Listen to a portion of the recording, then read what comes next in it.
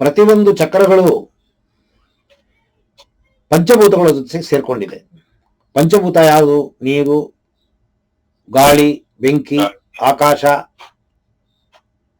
ಗಾಳಿ, ನೀರು, ಭೂಮಿ. ಸೊ ಈ 5 ಪಂಚಭೂತಗಳು 7 ಚಕ್ರಗಳಿಗೆ ಕನೆಕ್ಟ್ ಆಗಿದೆ. ಪ್ರತಿಯೊಂದು ಚಕ್ರವು ಮಂತ್ರಗಳಿಗೆ ಕನೆಕ್ಟ್ ಆಗಿದೆ. ಲಂ, ವಂ, ರಂ, ಯಂ, ಹಂ, ಓಂ ಹೀಗಂತ ಮಂತ್ರಕ್ಕೆ ಕನೆಕ್ಟ್ ಆಗಿದೆ.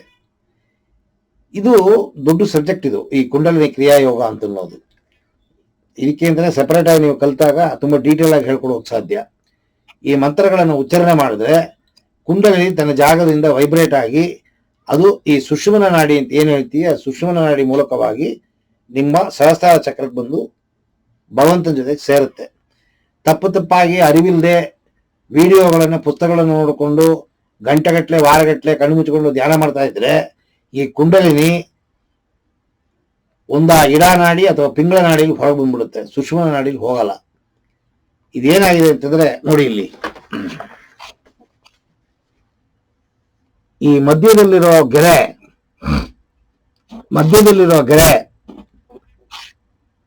ನಿಮ್ಮ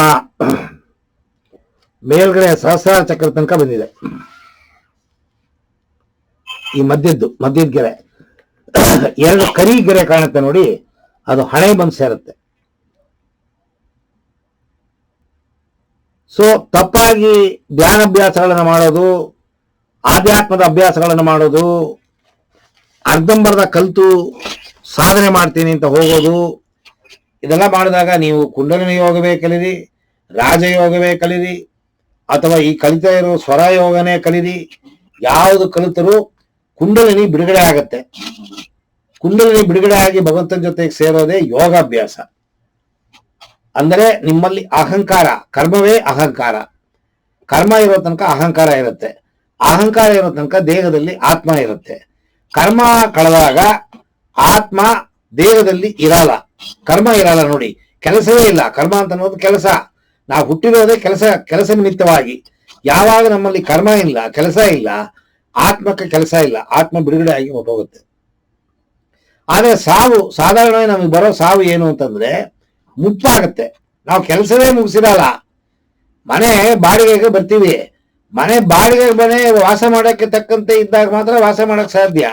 ಮನೆಯೇ ಸರಿ ಇಲ್ಲ, ಹಿಡಿದು ಬೀಳುತ್ತೆ, ಕುಸ್ಕೊಳತ್ತೆ ಅಂತಂದ್ರೆ ಅಲ್ಲಿ ವಾಸ ಮಾಡಕ್ಕಾಗಲ್ಲ. ಹಾಗೆ ಈ ಆತ್ಮ ತನ್ನ ಕೆಲಸಗಳನ್ನ ಮುಗಿಸ್ಕೊಳ್ಳೋದಕ್ಕೆ ಒದ್ದಾಡುತ್ತೆ, ಆದ್ರೆ ದೇಹದಲ್ಲಿ ಶಕ್ತಿ ಇರಲ್ಲ. ಶಕ್ತಿ ಏನತ್ತೆ, ವಯಸ್ಸಾಗೋಗುತ್ತೆ, ಮುಪ್ಪು, ರೋಗ ಬಂದ್ಬಿಡುತ್ತೆ, ಬೆಡ್ ರಿಡನ್ ಆಗೋಗ್ತೀವಿ. ಆವಾಗ ಇದಕ್ಕೆ ಕೆಲಸ ಮಾಡಕ್ಕಾಗ್ದೇನೆ ಆತ್ಮ ದೇಹದಿಂದ ಬಿಡುಗಡೆ ಆಗೋಗುತ್ತೆ. ಅದು ಸಾವು, ಅದು ಮುಕ್ತಿ ಅಲ್ಲ. ತಿರುಗಿ ಇನ್ನೊಂದು ದೇಹವನ್ನು ಹುಡುಕಿ ತನ್ನ ಕೆಲಸವನ್ನ ಮಾಡೋದಕ್ಕೆ ಪ್ರಯತ್ನ ಮಾಡುತ್ತೆ. ಸೊ ಇಲ್ಲಿ ಒಳಗಡೆ ಏನು ಸ್ಟೋರೇಜ್ ಆಗಿದೆ ಅದು ಪೂರ್ತಿ ಕಳೆಯೋ ತನಕ ಸಾವು ಹುಟ್ಟು, ಸಾವು ಹುಟ್ಟು, ಸಾವು ಹುಟ್ಟು, ಇದು ಕಂಟಿನ್ಯೂಸ್ ಆಗಿ ನಡೀತಾನೆ ಇರುತ್ತೆ.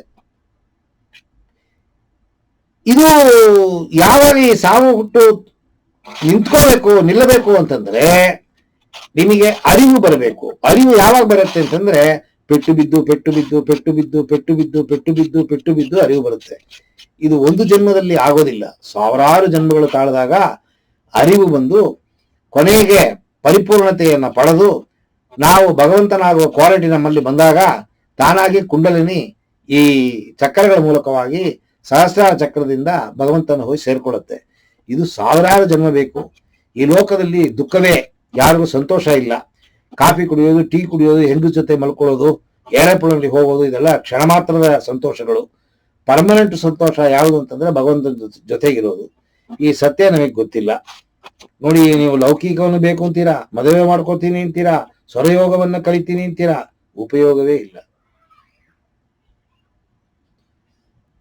ಸತ್ಯ ನಾವನ್ನೇ ಹೇಳಿದ್ದೀನಿ, ನೀವು ಮಾಡಕ್ ಹೋದ್ರಿ ಅಂತಂದ್ರೆ ನಿಮಗೆ ಮದುವೆ ಆಸೆ ಹೊಟ್ಟೋಗುತ್ತೆ.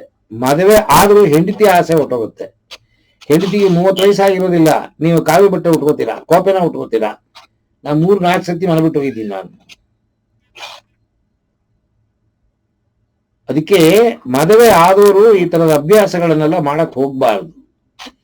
ಅಂದ್ರೆ ನಿಮ್ಮ ಕರ್ಮವೇ ಸಂಸಾರನ ನಿರ್ವಹಣೆ ಮಾಡೋದು.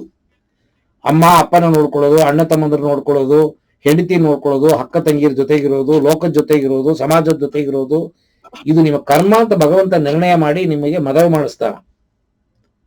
ಕರ್ಮ ಮದುವೆ ಮಾಡಿ ಕರ್ಮ ಮಾಡಯ್ಯ ಅಂತ ನಿಮಗೆ ಕರ್ಮ ಇದೆ.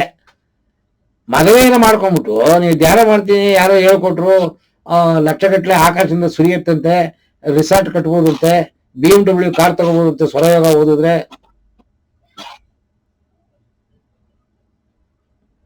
ಏನ್ ಎಲ್ಲಾ ಮಾತು ನೀವೇ ಆಡ್ತಿರಲ್ಲ. ಹೌದು ಸತ್ಯ.